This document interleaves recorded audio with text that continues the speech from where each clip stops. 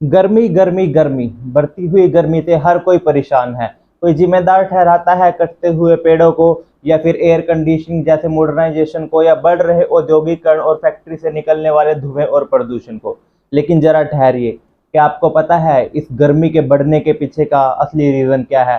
अब तक आप ग्लोबल वार्मिंग और क्लाइमेट चेंजेस की बात करते हैं, लेकिन आइए आज आपको समझाते हैं कि किस वजह से अचानक मौसम में इतना ये बदलाव हुआ है। हमारे पास इफेक्ट होता है जिस कंडीशन को हम बोलते हैं अल इनो, जिसकी वजह से ये सारा का सारा जो खेल, ये इतनी गर्मी पड़ रही है, ये आपको झेलनी पड़ रही है। इससे पहले एक खुशखबरी भी आप सबके लिए, ये जो इफेक्ट है भारत में 2023 से स्टार्ट हुआ था, लेकिन 2024 जून के बाद ये इफेक्ट खत्म हो जाएगा। तो उसके बाद आपको देखने को मिलेगा अच्छा मानसून और अच्छी बारिश। तो इस बारिश में आज एक काम जरूर कीजिएगा, एक एक पेड़ लगाने का आप सब निश्चय जरूर कीजिए। तो आइए अब समझाते हैं आपको एल इनो के इफेक्ट के बारे में, क्या कुछ इसका इफेक्ट है और क्या कुछ ये करता है। ये इफेक्ट असर डालता है आपके पैसिफिक ओशियन यानी कि प्रशांत महासागर पर। इसका जो इफेक्ट है वो कभी 2 साल की साइकिल पर, कभी 4 साल के बाद, कभी 5 साल, कभी 7 साल के बाद कभी भी देखने को मिल सकता है। तो एल नीनो इफेक्ट देखिए करता क्या है। जब आपका ये जो आपके पास पोल है, ठीक है, आप अमेरिका से लेते हैं, ठीक है, ये आपका पैसिफिक ओशियन है, प्रशांत महासागर, और आपके ईस्ट साइड पे ये इंडोनेशिया आपके पास है, फिलीपींस आपके पास है, ऑस्ट्रेलिया, ठीक है, देन इंडिया। तो यहाँ बीच में पैसिफिक ओशन। तो अब देखिए अल नीनो इफेक्ट में होता क्या है, उससे पहले नॉर्मल इफेक्ट को आप समझिए। जो आपका प्रशांत महासागर है, जो आपके वेस्ट साइड से, जो आपके ईस्ट साइड पर है, यहाँ से देखिए क्या होता है। जो समुद्री तट आपके पास है सारा का सारा, इस समुद्री तट में जब आपके पास जो नॉर्मल साइकिल की हम बात कर रहे हैं, ठीक है, तो इसमें क्या होता है, अप हीलिंग हमारे पास होती है, अप हीलिंग, ठीक है। तो अप हीलिंग में देखिए क्या होता है, ये जो समुद्र के नीचे का ठंडा पानी है, ये धीरे धीरे ये जो ऊपर का आपका पोल है, यहाँ पर इस पोल पर इंक्रीज होता है और ये बढ़ता है, धीरे धीरे इंक्रीज होता है, ठीक है। तो यहाँ से इसके इफेक्ट की वजह से क्या होता है कि यहाँ से जो आपकी है, जो वो विंड्स जो चलती है, गर्म हवाएं चलती है, जो इसके ऊपर वार्म वाटर यानी कि गर्म पानी है, उसको लेकर जाती है आपके ईस्टर्न साइड पर, वेस्ट से ईस्ट के साइड पर, ठीक है। तो ये विंड्स वहां लेकर जा रही है, ठीक है। तो अब इन विंड्स में गर्म हवाओं में देखिए जब यहाँ जाते हैं तो यहाँ लो प्रेशर जनरेट होता है। तो लो प्रेशर के जनरेट होने की वजह से वहां पे मानसून जैसी कंडीशन पैदा होती है और आपको देखने को मिलती है बारिश, ठीक है। तो ये रीजन है। लेकिन जब इफेक्ट देखिए अल इनो इफेक्ट आता है, तो अल इनो इफेक्ट करता क्या है, ये जो आपकी विंड्स, ट्रेड विंड्स आपकी चल रही थी, ठीक है, इनकी जो गति थी उसको बहुत धीमा, बहुत स्लो, बहुत ज़्यादा स्लो कर देता है। तो जिससे ये अप हीलिंग, ये जो ठंडा पानी ऊपर की तरफ आपके एक पोल पर वेस्ट साइड पर, अमेरिका की साइड पर, ठीक है, ये आपका बढ़ रहा था। तो इससे होता क्या है, यहाँ पे कंडीशन जनरेट होती है अब एल नीनो इफेक्ट की वजह से, लो प्रेशर, ठीक है। तो यहाँ पे विंड्स का प्रेशर बहुत कम हुआ, जो गर्म पानी था, ठीक है, वो गर्म हवाएं चलकर आपके पास इस साइड पे आ रहा था, आपके ऑस्ट्रेलियन साइड पे, इंडोनेशियन साइड पे मानसून लेकर आ रहा था। लेकिन अब ये जो विंड्स है ये बहुत ज़्यादा स्लो हो चुकी है। तो ये जो मानसून, ये बारिश, ये बादल बन रहे हैं, ये सिर्फ यही लो प्रेशर जनरेट होगा अब। तो ये लो प्रेशर जनरेट होने की वजह से अपोजिट साइड पे बारिश आती है, जिस वजह से आपको देखने को मिलता है कि इन जगहों पर जब आपके यहाँ सूखा पड़ता है, बारिशें बहुत कम है, गर्मी बहुत ज़्यादा है, लेकिन दूसरी तरफ आप देखने को मिलता है, आप कहते हैं कि यहाँ ज़रूरत नहीं है, यहाँ इतना फ्लड आया हुआ है, यहाँ बारिशें आई हुई है, लोग परेशान हैं। तो ये रीज़न है एल नीनो इफेक्ट का, जिसकी वजह से यहाँ पे सूखा पड़ता है, लेकिन उसके अपोजिट साइड पे लो प्रेशर जनरेट होता है, तो वहाँ पे बारिशें और मानसून बढ़ जाता है। लेकिन इसका अपोजिट जो हम बात करते हैं फिर सेकंड, ला नीना। ला नीना एक इफेक्ट है जो इसका अपोजिट है, जी हाँ। इसके खत्म होते ही वो आएगा जो इस विंड्स की, रेड विंड्स की ये जो आपकी स्पीड है, इसको बहुत गति से बढ़ाएगा और आपको फिर जून खत्म होने के बाद अपनी जगहों पर तेज बारिश और इस बार बहुत अच्छा मानसून देखने को मिलेगा। चलिए अब हम बात करते हैं गर्मी से पड़ने वाली अलग अलग जगह पर हीट वेव की वजह से या भीषण गर्मी की वजह से क्या क्या इफेक्ट पड़ता है। हम 2 पॉइंट पर पहले बात करते हैं, हम बात करते हैं अर्बन हीट आइसलैंड, देन हम आपको डिफाइन करके बताएंगे हीट इंडेक्स। अब देखिए अर्बन हीट आइसलैंड किसको बोला जाता है, वर्ड अर्बन आप समझ रहे हैं, ठीक है, यानी कि शहरीकरण जो आपके पास है, मॉडर्नाइजेशन, डेवलपिंग एरियाज जो है।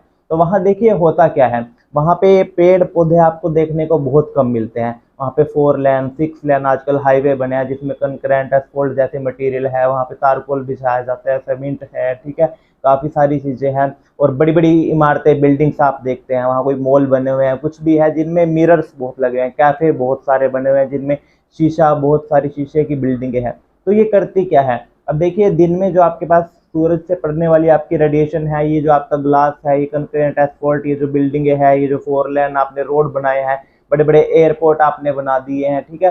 तो ये सारी उन चीज़ों को जो आपके पास हीट आ रही है उसको एब्जॉर्ब करने का काम करते हैं, उसको अपने अंदर एब्जॉर्ब करती है। तो धीरे धीरे जैसे दिन ढलता है तो ये जो हीट है ये इससे बाहर निकलती है और उन इलाकों में बहुत ज़्यादा भीषण गर्मी, एकदम से ह्यूमिडिटी पैदा करके रख देती है। वहीं इसके मुकाबले आप बात करें रूरल एरिया की, जहाँ पर पेड़ पौधे ज़्यादा है, तो वहाँ आप देखेंगे जब भी आप जाते हैं आपको एक अच्छा सुकून सा फील होता है, क्योंकि वहाँ टेम्परेचर का 2 से 5 डिग्री तक का हमेशा डिफरेंस देखने को मिलता है। जहाँ बहुत से पार्क है, पेड़ पौधे बहुत ज़्यादा है, ठीक है, या कहीं आसपास छोटे से कोई आपके पास नदी, ठीक है, कुछ ऐसा सा आपके पास है, ठीक है, जहाँ पे नदी नहर कुछ भी छोटा मोटा है, ठीक है। तो अब देखिए वहाँ ग्रीनरी है, ग्रास है, जो कि हीट को उतना एब्जॉर्ब नहीं करती, रिफ्लेक्ट करती है, और जो वहाँ पे कार्बन डाइऑक्साइड है, पेड़ उसको जो है वो एब्जॉर्ब करते हैं, ठीक है, और इवेपोरेशन पेड़ जो है वो आपके लिए काम करते हैं, वहाँ पे कूलेंट इफेक्ट फील होता है। तो ये है अर्बन आइसलैंड हीट इफेक्ट, ठीक है। अब देन फिर हम बात करते हैं देखिए कुछ लोग ऐसे हैं, कई बार आप किसी रिश्तेदार से बात करते हैं, अब टेम्परेचर जो है आपके पास एक मैट्रिक्स में नंबर है, एक से आपने बात करी, वो आपको बता रहा है कि हमारे यहाँ तो टेम्परेचर 40 डिग्री है और हम तो 40 में बिल्कुल जल भुन के मर चुके हैं। और दूसरा रिश्तेदार कॉल पे बता रहा है अच्छा 40 की, मेरे यहाँ तो यार 45, 46, 47 तक गया, हम फिर भी बर्दाश्त कर रहे हैं। तो दोनों के बीच का डिफरेंस समझिए, एक कह रहा है कि 45, 40 पे हम चलो बर्दाश्त कर रहे हैं, और एक कह रहा है कि अभी तो हमारे यहाँ 40 ही हुआ है और हम तो 40 पे आग में जल भुन के मरने वाले हो चुके हैं।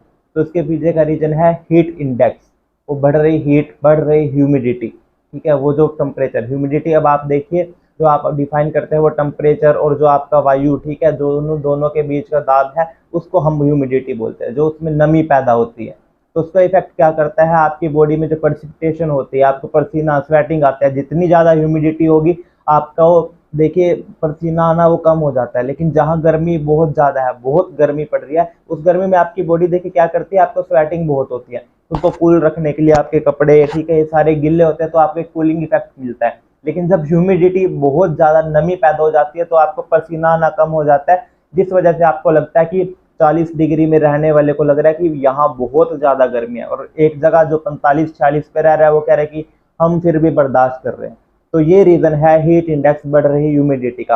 आप वेदर चेक करते हैं तो वेदर में कई बार आपके पास लिखा आता है कि वेदर आपका शो करता है कि temperature 37 degree but you feels like a 42-43 degree, देखे ना, उसमें लिखा था फील्स लाइक, ये आपकी ह्यूमिडिटी है, ठीक है, यानी कि एयर में जो नमी आ चुकी है, कि वेदर बेशक कम है लेकिन ह्यूमिडिटी की वजह से आप ज़्यादा परेशान और ज़्यादा मरते हैं, ठीक है, उसकी वजह से आपको लगता है कि हाय तौबा, हाय गर्मी, कितनी ज़्यादा गर्मी है। आपने कुछ चीज़ नोट की होगी, अभी यही तो खैर गर्मी बहुत ज़्यादा बढ़ी हुई है, कुछ साल पहले या अब भी अपने एरिया के मुकाबले किसी किले, किसी फोर्ट में जैसे ताजमहल या किसी में जाते हैं तो वहाँ जाकर आप महसूस करते हैं कि यार हमारे घर तो बड़ी ज़्यादा गर्मी है, लेकिन यहाँ अंदर जाने पर कूलिंग है, थोड़ा सा ठंडा का इफेक्ट है, सांस लेने में आसानी हो रही है। आप बोलते हैं कि घर में तो सांस ही नहीं आता, यहाँ तो फिर भी अंदर घूमने पे सांस आ रहा है, घर में तो दम घुट जाता है।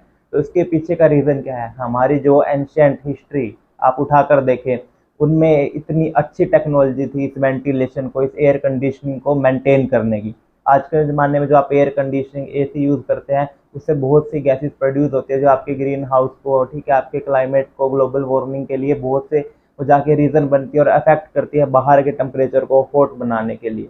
लेकिन पहले के ज़माने में कैसे मेंटेन किया जाता था, तो पहले के ज़माने में देखिए ये एयर चैम्बर्स बनाकर, वाटर चैनल्स बनाकर, ठीक है, इन सब से यूज़ करके ये सब मेंटेन किया जाता है। इजिप्ट की, दुबई की जो पुरानी बिल्डिंग है, फोर्ट सीन में आप देखेंगे ऊपर का जो चबूतरा सा चैम्बर आपको नज़र आता है, इस तरह से बनाया जाता था कि इसमें हवा का जो है एक वेंटिलेशन अंदर की तरफ बना रहे, पूरी की पूरी बिल्डिंग के ऊपर से लेकर नीचे तक एक हवा का जो है सर्कुलेशन वो मेंटेन रहे, और धीरे धीरे अंदर भी ऐसे छोटे छोटे से चैम्बर्स होते थे।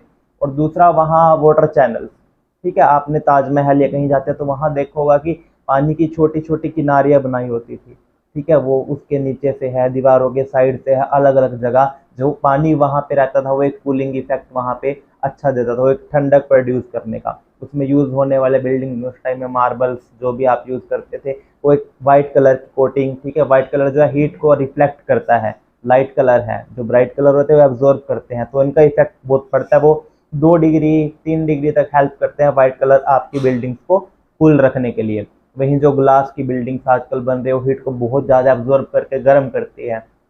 आपके जो घर आजकल डिज़ाइन होते हैं वो होते हैं एयर कंडीशनिंग के अकॉर्डिंग, ठीक है। आप घरों में रोशनदान भी नहीं होता, वो अंदर ही अंदर बंद है कि एसी की कूलिंग बाहर मत जाए, एसी की कूलिंग जो है वो मेंटेन रहे, तो उसकी वजह से आजकल वेंटिलेशन है ही नहीं।